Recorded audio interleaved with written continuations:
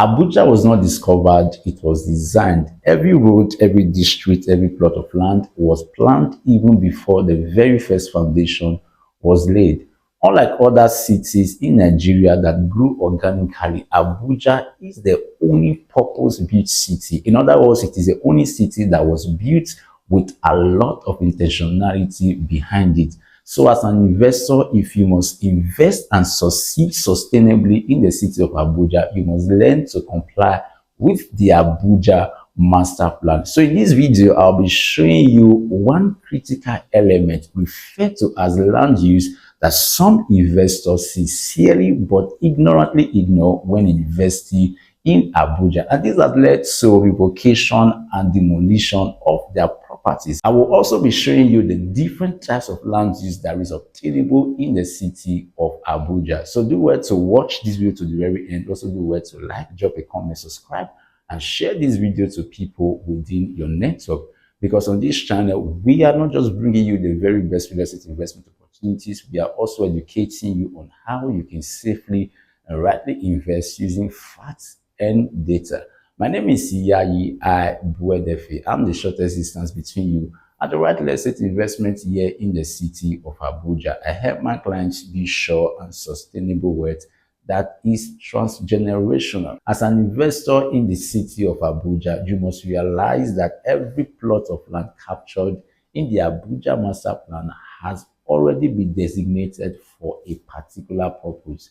In other words, you don't come to the city of Abuja and build whatever you feel like building.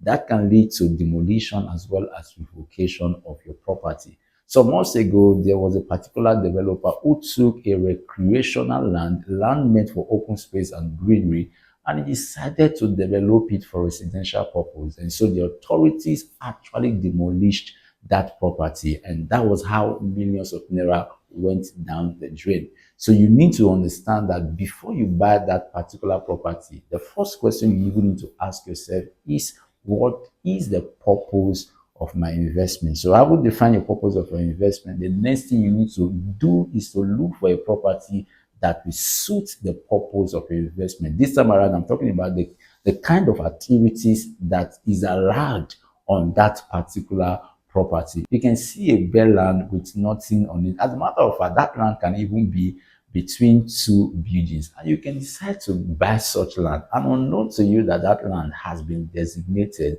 for bridges, for road, and for other infrastructural activities. And what do you think will happen? At the end of the day, that land will be subject to revocation. So it is important that you pay attention to land use before purchasing any property. So there are different types of land use that is obtainable in the city of Abuja.